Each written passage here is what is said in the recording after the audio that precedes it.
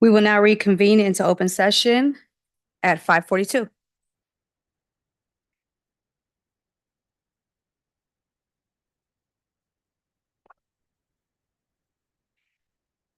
Okay, report for closed session items. There was nothing in closed session. So do we have somebody for the Pledge of Allegiance tonight? Okay, we're gonna go ahead and do the Pledge of Allegiance. If everybody could please stand. Salute. I pledge allegiance to the flag of the United States of America and to the republic for which it stands, one nation, under God, visible, with liberty and justice for all. Thank you. We now come to the comment session, comments and announcements by the board members. I will start. I did attend the PLC training. Thank you, Spencer, for hosting that. I saw a lot of fresh faces, teachers were excited about the new school year. So I just want to say welcome back to for the class of 2025. I know that we're going to have an exciting year. Teachers look like they were ready to go. I feel positive that we're going to have a great year, a lot of learning, a lot of changes. We're starting to build back up, and that's a positive thing, especially when it comes to the education for our children. So I will now pass it on. Does Jessica have anything to say? Yeah. Am I on? The first week of school, from a parent perspective, has been wonderful. My kids were both excited to go back to school and were very spirited and happy when they came home from school. So I would just like to give everybody in our district, staff, administrators, everybody, a big thank you for providing that type of environment for children to want to go to school and come home happy. I think that's a great goal. I think that's a success. So thank you. Thank you. Sandra Barnes? So I've been on vacation for the last couple of weeks. I did go do some traveling, but for a majority of my time off, I've had the opportunity to go through the safety protocols for our district and also for the anti-bullying protocols. So we'll be meeting next week to discuss any possible updates or changes that we need to make moving forward. So that was exciting. Thank you. Bill LaGrone? I have no comments at this time. Thank you. We will now have comments and announcements by administration. Dr. Spencer Holtom? Thank you very much. We have had a great start to the school year. We've had 6 days so far, and it has been very positive and productive. I've been to all the school sites, been to at least 3 back to school nights already, and we're fully back into swing. We have a couple more tomorrow night, and I'm very excited about the new school year. And for the first time, I feel like we're back to normal. And I knock on wood or whatever I have to say, but it's a good feeling. So thank you, staff, and thank you everyone for the good start. And again, we're optimistic that we're going to continue to build on this positive momentum. So thank you. Thank you. Andrew James? Good evening, everyone. Welcome to the school year. The last few weeks, I've been working a lot with our state preschool director, Jesse Wood, and kind of helping get that program further expanded. And that's been a real positive thing. But there's been a lot of things going on even after school started that are being implemented throughout the district that were, summer's only a few weeks, so you're trying to get people in and out, but not everything goes perfectly. But our wireless access points throughout the district are being upgraded to the new Ruckus wireless access points for internet service. So that's been sort of quietly going on in the background, hopefully, I hope.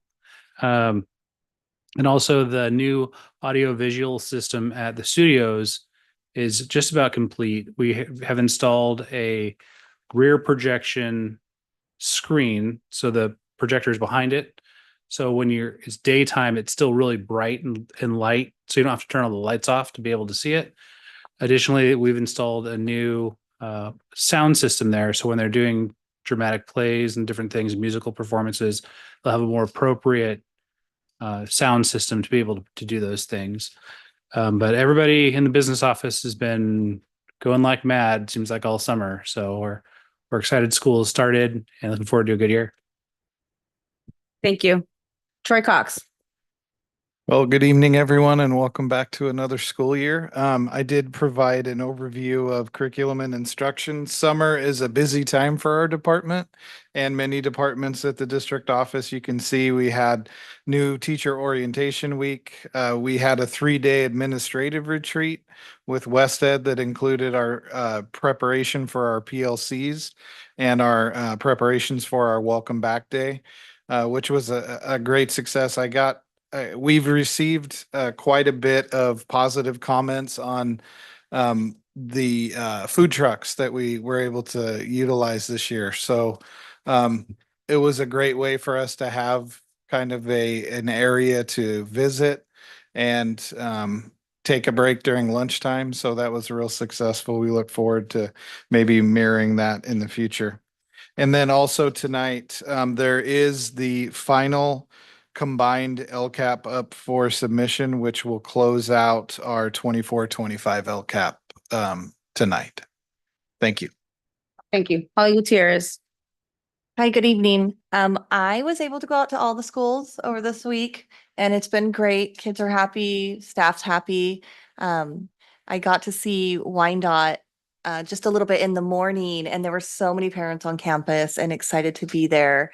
And the preschool, definitely, the state preschool is great. We're mainstreaming kids, we're including kids and from the special needs classroom. So that's a really great thing and positive, and I'm so happy that we have that. Thank you.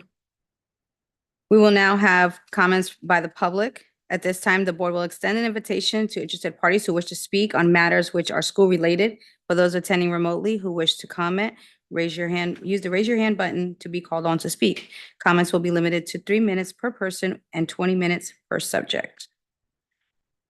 Does anybody have their hands raised online? Yeah, there's nothing online. Okay. Anybody public? We give honor to.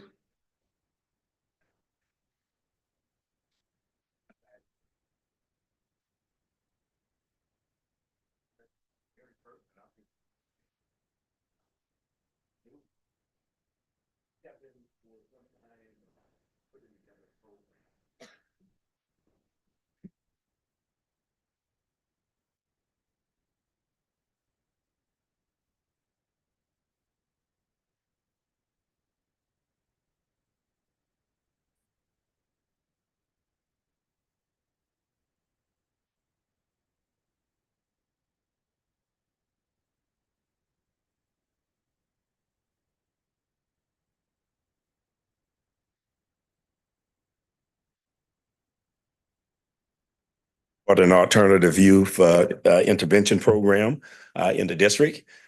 We look at the plight of our young people, and when they're suspended, when or they're kicked out of school for whatever reason, we see them. They go home, they walk through the front door, and they walk right out the back. And ultimately, we see them downtown, and they're doing things that would get them in trouble. So we're very conscious of the fact that your children that you have now, they're sitting in your class now, but in 6 years, they're going to be sitting in a university seat somewhere. So we want to make sure that we do all that we can to help with their attendance, help with their behavior. And we have an awesome proposal. I sit it on each one of your desks. I want to apologize. I didn't know the ink was running out of the machine. So I hope you all could read this. And we're hoping at some point that we can come back with a PowerPoint presentation to present to this committee. And hopefully we can partner with our young people in this alternative program. We also have Ms. Courtney Allison here with us. She's a U.S. Army veteran. She trained youth and military soldiers alike. She worked for the Oakland Military Institute in high schools. She has successfully started. She has a track record of starting and running programs like this. She's the Veterans Affairs Commissioner. She's superintendent of the Culture Exchange Program. She's a commander of the American Legions in San Francisco, California. So we didn't take it lightly. We understand just how important a role we can play here in our community as a whole. And we want to undergird, you know, your endeavor, your visions, what you have for your students and your families. So with that, I'm going to relinquish my stand and allow Ms. Ellington to come and take us further. Thank you. Hello, everyone. I just want to briefly let you all know what this program is about. Of course, it's the Alternative Youth Intervention Program. And with this program, we will partner with the Independent Study Program, the students that are at home, to give them a place to come to do their studies. This program is broken into 3 phases. It's the red phase, the white phase, and the green phase. And during the red phase, we will focus on time management, team building, personal development. And through the white phase, we'll focus on the goal setting, trades, life skills. And the green phase is the transitioning phase where we will focus mostly on mentorship and development. But throughout each phase, there will be academic. And we've already been in discussion with Chico State University about providing some of their students that are going to school for education to help with tutoring. We had a meeting. They are on board with us 100% if this program is approved. Also, we talked to Chico State about implementing a parent program. Therefore, parents can be involved and they can also take classes there as well. So this program and our mission is basically empowering Oroville's youth through academic excellence, that's first, leadership development and skills training, community service, and promoting health and physical fitness. So just to briefly let you know how the day would look, on this proposal, I have breakfast first, but we're going to change it to physical fitness first, breakfast, and then for 3 hours of academic and school work, lunch, and then they'll have their personal time with extracurricular activities. And toward the end of the day, we will have the reflection and prepare for dismissal. When we was talking to Mr. Spencer, he mentioned that attendance is a big issue. So we have pledged to also help with attendance by calling the parents and finding out like what can we do to help the students to be here, because we understand that they have barriers. And through this program, we want to also provide resources for the families as well as the kids. So with that being said, when you all consider this and we do a full presentation next month, if we can get on the agenda, I just want you all to focus on the impact it will have in the community. And we left you all with a packet. So hopefully you have time to read it. We are available for any kind of questions, and hopefully we'll see you all next month with a full presentation. Thank you. Thank you very much. And just so that our audience knows, during public comment, the board can't comment or ask any questions at this time. And I just will let the board know that Andrew and I have been working with Pastor Thompson and his team, kind of looking at some alternative programs that we can use within the community. And next month, I will invite them to come back and do a presentation. So at that point in time, you can ask questions and we can have a further conversation. But we wanted them to come and just kind of introduce themselves and kind of give us the foundational work so that next time we can bring questions and kind of know what we're talking about. So, I'll really be looking forward to that. yeah. So Dr. Holtum, I would like to just ensure that the presentation includes, how do students get there? I don't mean physically get there, but how do you get into this program? What is the duration of the time that the student will be there? I'd also like to know potential funding sources and, if possible, have this in front of us for action if that is something that we can afford and is an appropriate So Thank you. great questions and great points. And all these points we've been sharing throughout the process with them, working out budget, looking at the referral process, where our needs are at, and how we're ultimately going to be able to fund this, not just for this year, but possibly ongoing. And so we'll have questions to all those, hopefully. Yeah, I'm also curious how this fits in with the DOJ settlement and, what component or piece that this would provide us that we may not be able to provide otherwise. Well, I'll be able to answer that as well. Okay, thank you. Thank you. We'll now move on to presentations. All right. I think you had some, they were asking, Oh.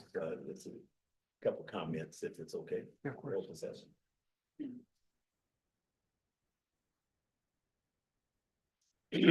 Hello, everybody. My name is Jamie Bennett Thompson. And I think that as me as a parent, I'm starting all over again, raising young kids. My kids are already grown. I have three adult children that are 34, 36, and 43. And so I'm starting over again with my two children I just adopted 3 years ago. And so, and they're 10 and 11 years old. And I think a program like this would be awesome because my kid have been suspended before from school. And when they come home from school, it's some work, like maybe some math or something like I don't understand. So we're just sitting there trying to figure out who's gonna help us. Who's gonna, help my son get through this math problem? Because I can't do it. I'm not really good at math. So I think a program like this, that somebody have some skills can help these kids get through, and also not just, just like get through difficult times. It might be something going on. I'm not saying in my home, but in somebody's home that these kids need like a, an outreach, somebody they can actually call on, so somebody can help them, through their difficult times. And so I think this program would be an awesome program for all the children, every child in this community. I was born and raised here. I've been here all my life. I'm 62 years old, and I've seen a lot that I was not pleased with, how things were going in the school district and stuff. And I just feel like this is in my heart, and I'm gonna say this, and I hope I don't offend nobody when I say this, but I just feel like that our African-American children, they get suspended all the time for what? Sometimes it's not like for little itty bitty minute stuff, and so, I mean, I see it all the time, so I don't want our kids to slip through the crack. That's what I'm trying to say. Not just African American, all kids. I don't want to see no kids slip through the cracks, because we don't have that backing. We don't have nobody to help them, to push them, along. So I think this program would be absolutely wonderful for this community. And I'm backing it 100%. Whatever I need to do, I'm in it. We in it to win it. Thank you. Thank you.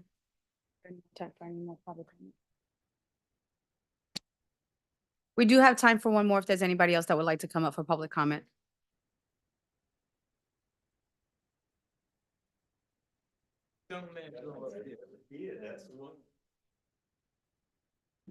My name is Josh. My name is Josh. I go to Central, and I think this program would be good for me and the other people in our district. Thank you, Josh. Make it really fast. Okay, so to be perfectly honest, like last year, but I stay in Chico, so I don't live in Oroville. So last year, it was just like my kids were coming home angry. Jaden would just come in the house storming, and I couldn't try to figure out what's going on. He's in special education, but I couldn't figure out what's going on. And so I just was praying to God. And then also with LaShawn, the twin, he will come home when I'm driving, he would just start crying. And I'm like, why are you crying? Why are you crying? He was like, oh, because we were playing football and he hit me in the stomach and this and that. And I'm going to be perfectly honest. After like 5, 6 times, I told him to hit him back.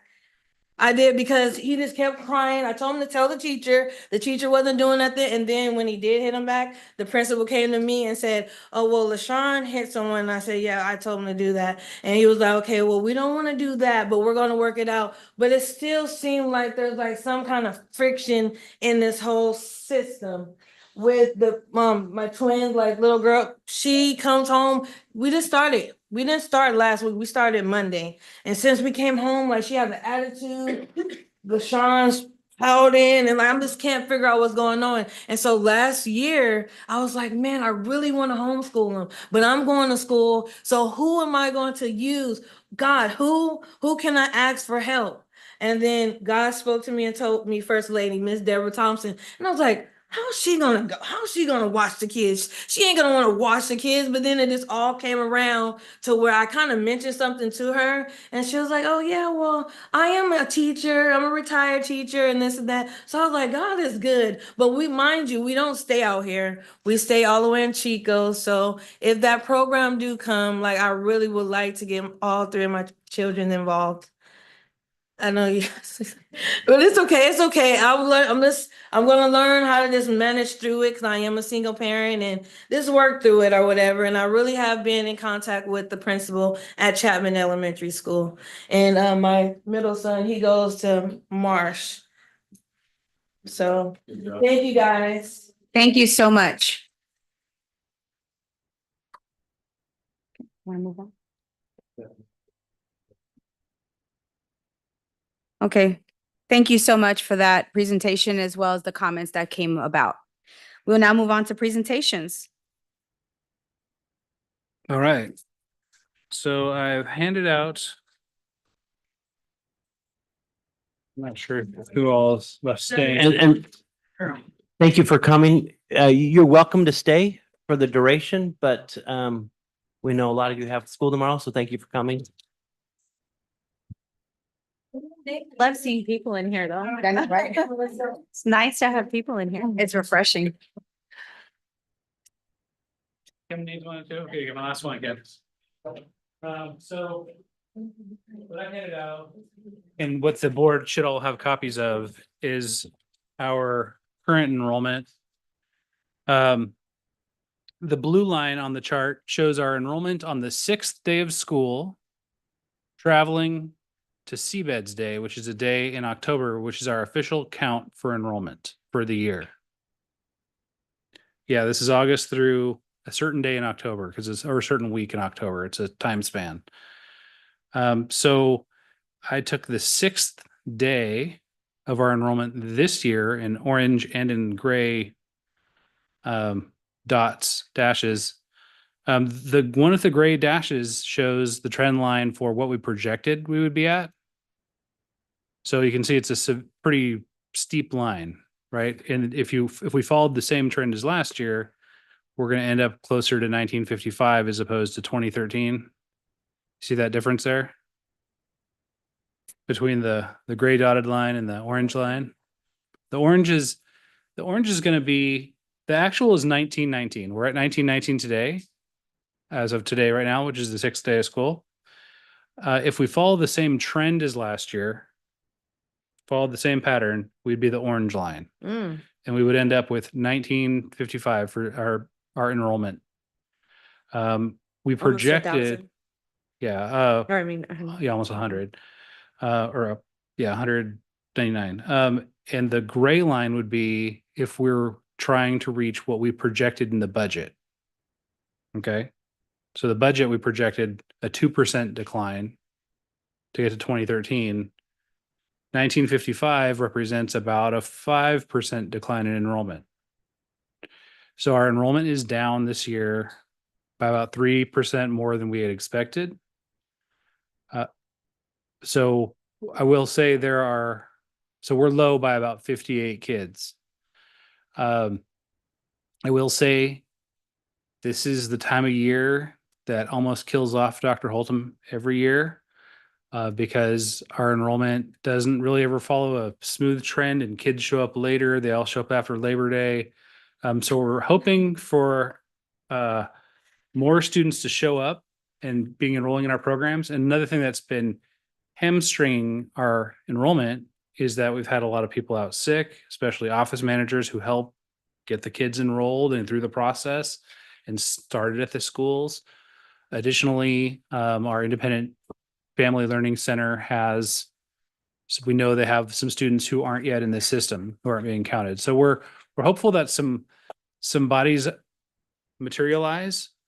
Much stranger things have happened in this district, but this is a year where we're starting low. We're hoping that we pick up a little bit stronger of a pace and hopefully at least get to where we projected. So for point of reference, one student is probably financially about $10,000 a year. So if we're down by 58 students, it's $580,000 less than we had anticipated. Our budget will be able to sustain it. It's just going to contribute to our deficit spending problem that we already have. We do have reserves that we've been setting aside specifically for these coming years because we knew that after COVID, there are going to be some years that were going to be rough on us financially. So we're hopeful the state economy holds up. We're hoping for more enrollment. We're also hopeful that some of the new construction, like the Lincoln Boulevard apartment complex, gets done and populated. Hopefully that'll help kind of drive some of the students back. We haven't done a lot of research yet as to where everybody is. I suspect a lot of students have moved to Thermalito into new housing. But I don't have all of that information yet. So our enrollment is down. It's down 58. It's been down more than 58 in the past. It's not good news, and we're going to continue to watch this closely. But also there is still a lot of time before October for students to get enrolled. So what we'll be doing is at the next board meeting, I'll be bringing you an updated version of this so we can kind of see how that trend is going. Because this is a pretty important to our district. It's how many students we have. But I will say the way we configured classes, we're doing across the board. Our class sizes students are low, but not absurdly low. We don't have classes with 4 kids or anything like that. We've got, classes are all in the teens, pretty well across the district. So that's the benefit. Yeah.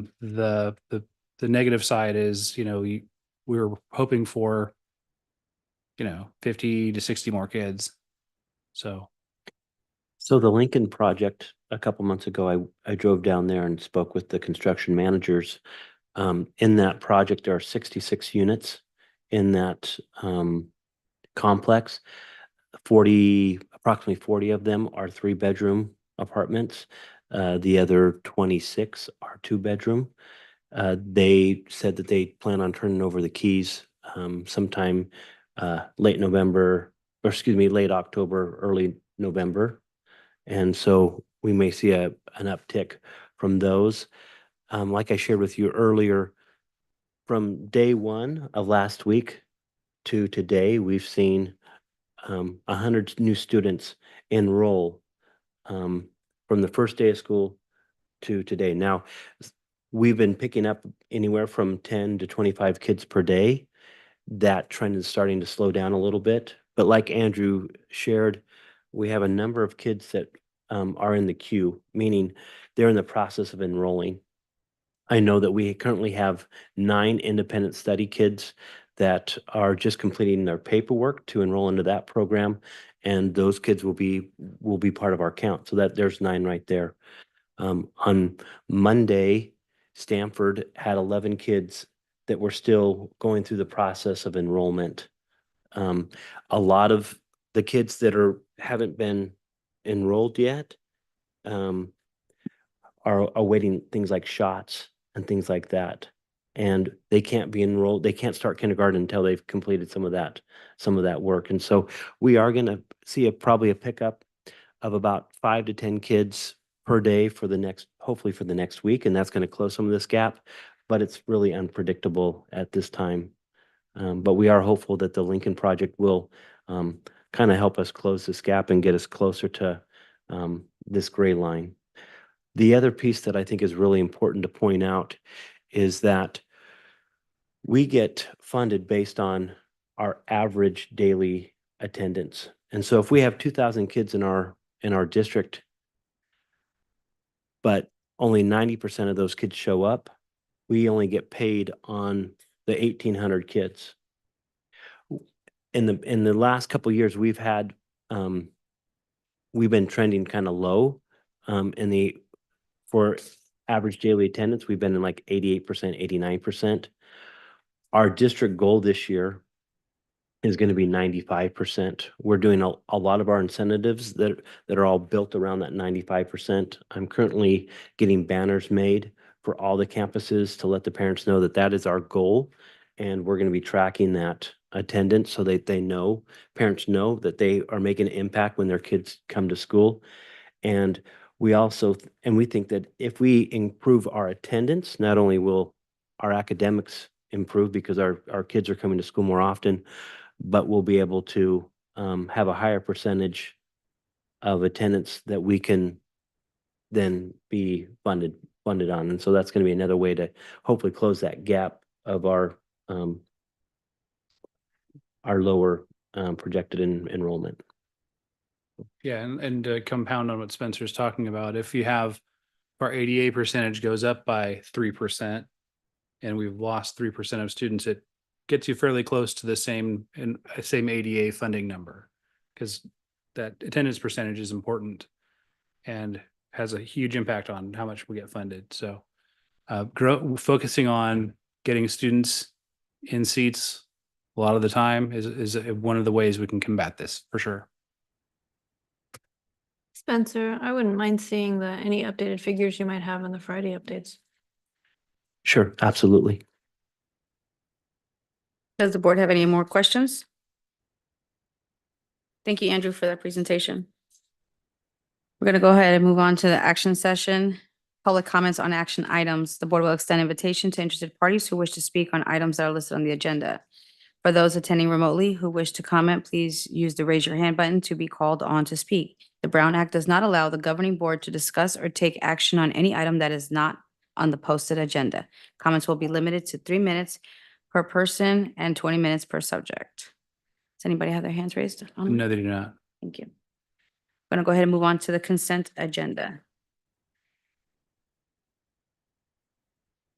Yeah.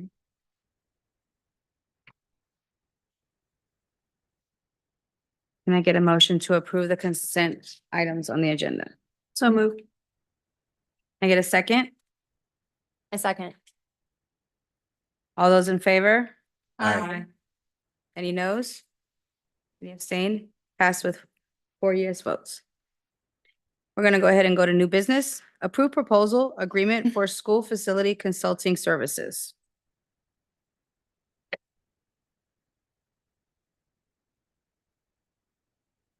So this is a proposal from Jack Schrader and Associates. They're a company we already use to do our developer fee study, because you've seen these a lot. You've been on the board. You see developer fee increase every couple of years. You have to approve some things. So as we're moving forward on attempting to get a school bond and looking at other means of generating revenue for our district for school facilities construction, we need to get real serious about making sure our eligibility is at the maximum it can be with the state, and that we have our 5-year facilities plan and all those pieces that they'll want in place.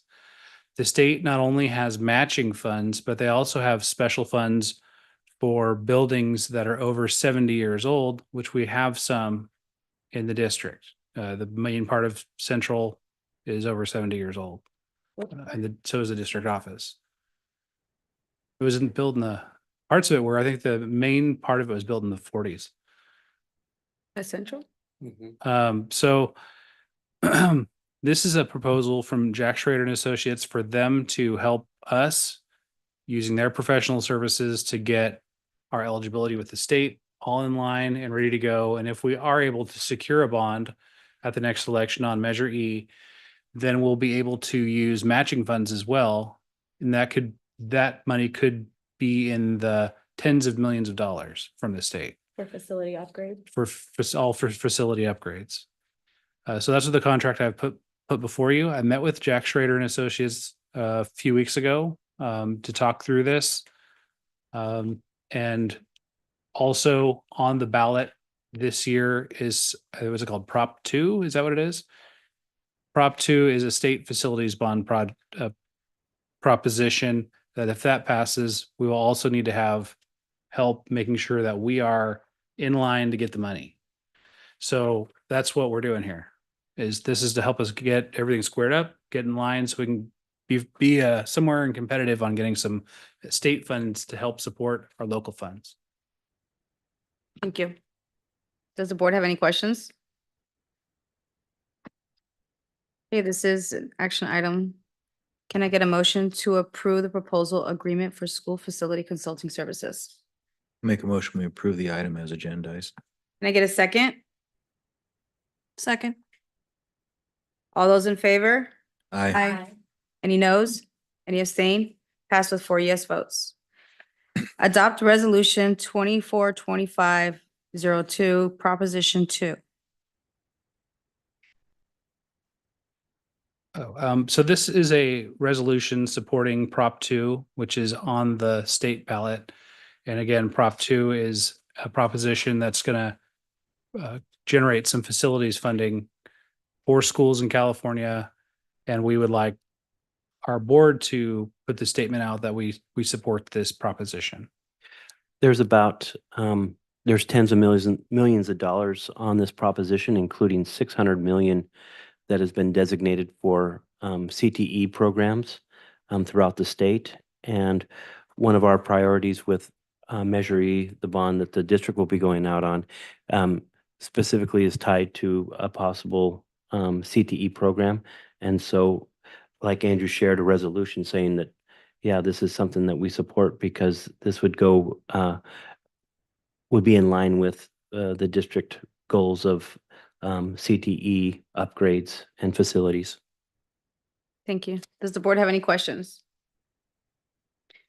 Okay, can I get a motion to adopt the resolution 242502, proposition 2? So moved. Can I get a second? Second. All those in favor? Aye. Any noes? Any abstain? Passed with 4 yes votes. Waive first reading and adopt revised board policy 5131.8.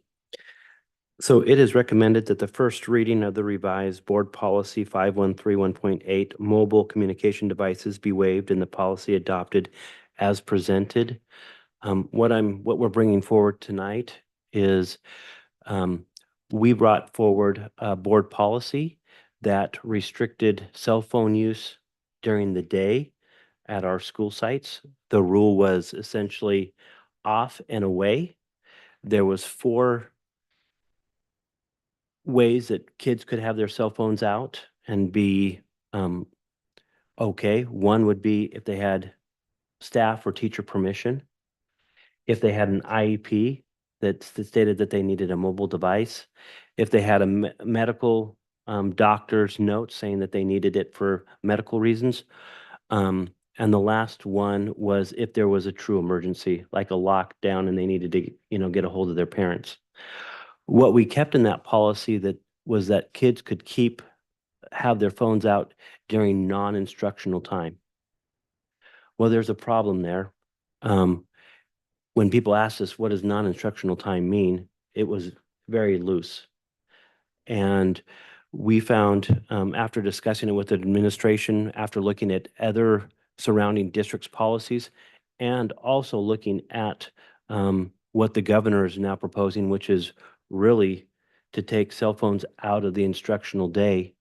I'm proposing taking out of the language that they can have it out during non-instructional time, which means lunch or passing. At least that's how I kind of read it. So the proposal tonight is that kids can have their cell phones at school. but they have to be off and away in their backpacks from the time school starts to the end of school. They can have them out before school, they can have them out after school. But during the day, they need to be off and in their backpacks. And Does the to bo- to does the add board have more a question? information about this particular topic, um, our schools are already operating in this manner. We had put together the original cell phone policy remember we did this board policy last year and put together a policy where it was off and away just during non-instructional time. But all of our schools are worried this is gonna, all the parents are gonna revolt, all the kids are gonna revolt. But it hasn't been the case. I think everybody can see the clear and obvious reasons why this is important for schools and students at school, because it has massive educational benefits. And we're hopeful to see some of the, positive engagement with students increase at our schools as they're not distracted playing, just doing computer stuff or social media, but more engaged with their peers. And I mean, that even comes at the small window of time, which is called the pickup time, right? So instead of congregating around the one kid who has the phone out while they're waiting for their parents, you know, I would like to see that broken up. Like, we don't need to be doing that. You can do that at home.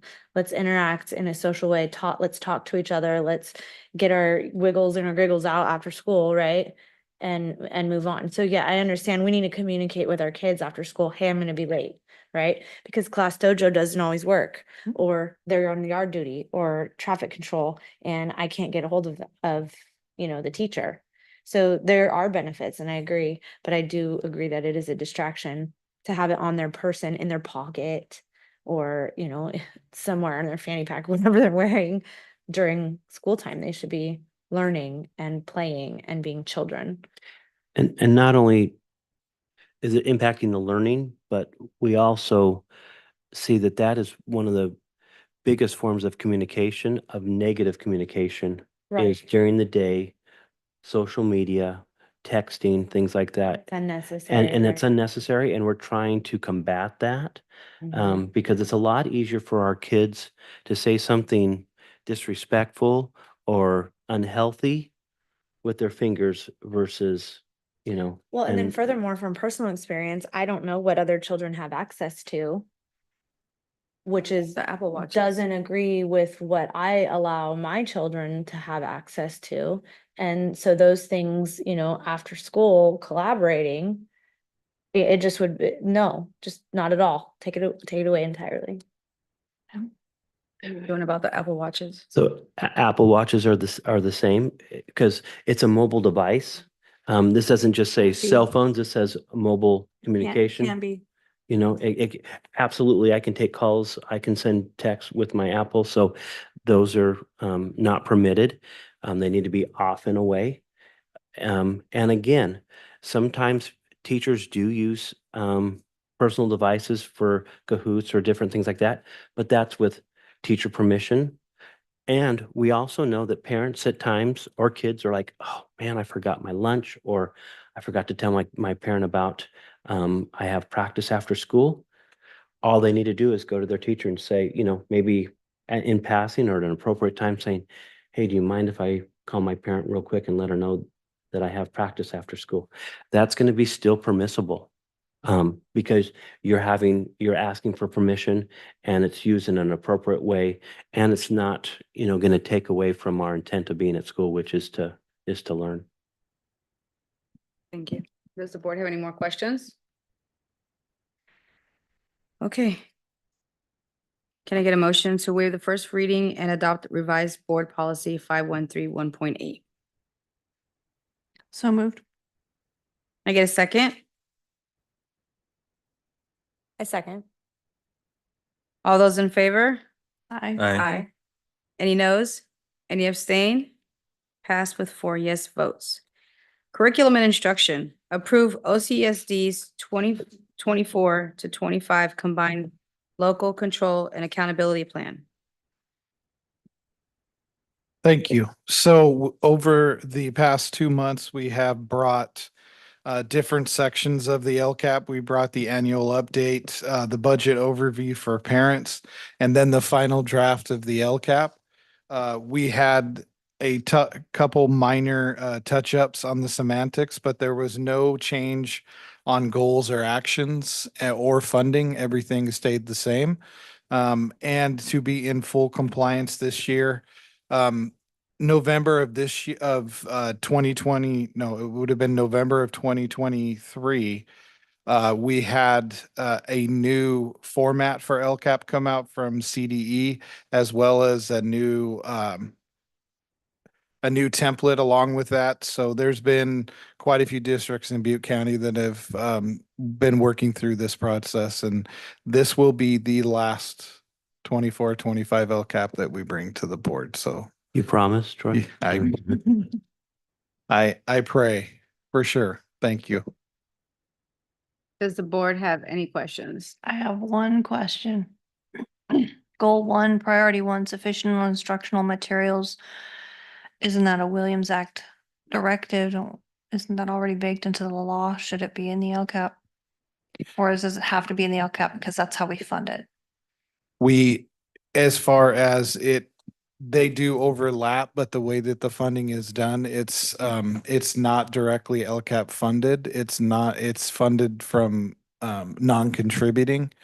And you can kind of see that to where it's listed in LCAP, part of our facilities, but it comes from a different funding source as well. So previously, goal 1 was used as a contributing. This year, we have moved it to a non-contributing for goal 1.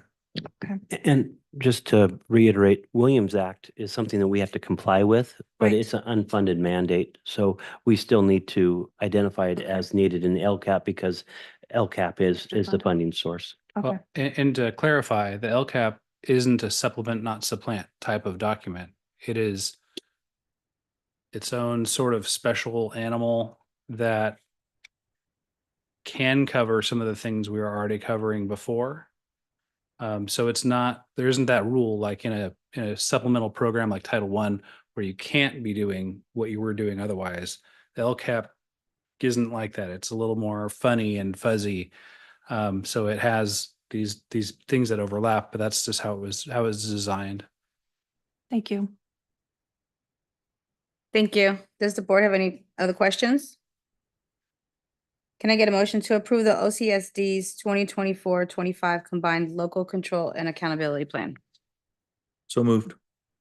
Can I get a second? Second. All those in favor? Aye. Any noes? Any abstain? Passed with 4 yes votes. Approved quote from California Adventure Camps, Ninja Coalition Challenge, the studios. So along with our LCAP, we do have equity multiplier funds for our 2 middle schools this year that deal with as far as our academic achievement and extra funds that are specifically for the areas identified on the California dashboard. And one of those areas is suspension, and one of the areas that we need to work on is attendance as well as our discipline and suspensions. The funding is additional and separate and only for these schools, specifically for those reasons. And what we've been able to work with the Ninja Coalition is to be able to bring professional athletes that perform on the American Ninja TV show. These are competitors that have competed and placed and finished the course. They're regular celebrities. People know who they are. These people are part of the program that they actually come and they do in person as well as Zoom meetings with the students to talk about our attendance goals and what it means to come in school. They do face-to-face, they do Zoom. And then one of the big things is this will include for both schools. We will have 2 different nights, one in January and one in May, where they will come and actually set up the full ninja course, just like you see on TV in town here. Our goal is to have it at the community center downtown. And as far as that is our plan moving forward, all things are leading that way, but if that does change, we will notify. But the first night will be a community night. Of the three, there's 2 3-night events. The first night is a community night that'll be open to all community members where people can come and actually go through the course, meet the celebrities that are there. It's a great thing. And for anybody that remembers, this was done back in 2018 here already. Mhm. So this was something that when we were able to reach out and try to find something above and beyond what we're doing to kind of amp up our middle schools and help with attendance, this was something that was already there. And they're actually taking care of us with these contracts because we were one of their first schools they ever performed at. So they're kind of circling back now, 6 years later. So it's kind of a cool story, and they're really neat people, and they're all about helping students succeed, trying to help them become better citizens as well as students. So we really look forward to this, and it's for your approval. Thank you. Thank you. So you mentioned one night is a community night. Anybody can show up. So then night 2 is exclusive to, It'll be exclusive to either Ishi or whatever night they choose. One will be for Ishi and the other one will be for and studios. how are you going to identify the students that come through the door? They are going to be part of the goal that's set A when, pre-registration. yes, when the athlete and the school and the program decide what the goals are. If they reach that goal, they will be able to attend their night and their ninja thing. So it's something the students will work towards. And like I said, in the hopes of improving attendance and lowering suspensions. So I attended the opening assembly for the studios because they went to both schools and did an opening. And Vince's goal was that to be able to participate in this, students had to have 95% or better attendance. And so really trying to make this a real incentive to be in school. And if this is successful, not only are we going to get our kids at school, but we do have special monies for things like this, but it will pay for itself because of our improved attendance numbers. And that's our goal. I mean, ultimately our goal is to get kids at school and give them good incentives, but the byproduct will also pay for itself. And I do remember this program because Shalene and several of our other kids did participate. I still have pictures, and she has a signed autograph from one of the athletes that was there, one of the Nice. celebrities. So they did love it. They Great. did enjoy it. What an opportunity for our kids to be active and participate and have a goal and something to look forward to. And that's kind of a big deal for Orville. For sure. That's great. Okay, can I get any other questions by the board? Can I get a motion to approve the quote from California Adventure Camps Ninja Coalition Challenge the Studios? I make a motion that we approve the agendized items as agendas. Can I have a second? A second. All those in favor? Aye. Any noes? Any abstain? Passed with 4 yes votes. Approved quote from California Adventure Camps Ninja Coalition Challenge at Ishi Hills. As mentioned before, the first one was for studios. This is the exact same situation, but for Ishi Hills. Will they be holding their final shindig at the same time? Ishi and Central? No, they will each have their own Their own night. There'll night. be 3 nights total. Any more questions from the board? On the community night, is it programmed to be a free event? From what I understand, yes, that was part of the deal. They may sell items or have food for sale or something like that, but I believe the course, from what I understand, is supposed to be a free event. Thank you. Any more questions from the board? Can I get a motion to approve? I make a motion that we approve the quote from California Adventure Camp for Ishi Hills. Can I get a second?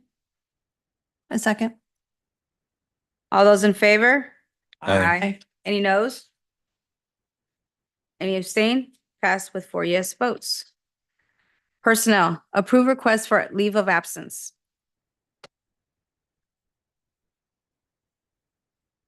It is recommended that a paid leave of absence request for a certificated employee 1152 be approved with effective dates to be determined and potentially continuing until all sick leave and comp time has been exhausted. I think that's important to note that they'll start off using all their any time that they have right now. And then once they've exhausted that, the employee will be entitled to unpaid Family Leave Act for the balance of the 12 work week period.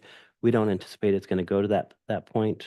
But this will allow them the opportunity to go through this process without worrying about leave and things of that nature. Thank you. Does the board have any questions? May he be well. Yes, Mhm. most definitely. Can I get a motion to approve the request for the leave of absence? I make a motion that we approve the request for the leave of absence. Can I get a second? Second. All those in favor? Aye. Any noes? Any abstain? Passed with 4 yes votes. Approve request for a provisional internship permit, Hook. So this, it is recommended that a request for a provisional internship permit, which is called a PIP, be approved for Miley Hook, grades TK3 special ed teacher at Ophir. This teacher is currently in a teaching program, and hopefully by the end of this year, she'll have a credential. But right now, we were short a special ed teacher at Ophir. We did hire someone for that position, but the person was from out of the area and they were unable to sell their house and move out. And so they had to withdraw and we were left without a teacher. Miley actually went to Ophir as a child and her family's from this area. And she's been subbing for us for the last couple years. And so she has a lot of experience working with our younger kids. And we asked her to apply for a special credential so that she can fill in there for the entire year. Does the board have any questions? Can I get a motion to approve the request for a provisional internship permit for Hook? So moved. Can I get a second? Second. All those in favor? Any noes? Any abstain? Passed with 4 yes votes. We're gonna adjourn the meeting at 6:39. Thank you. Thank you. Would have been.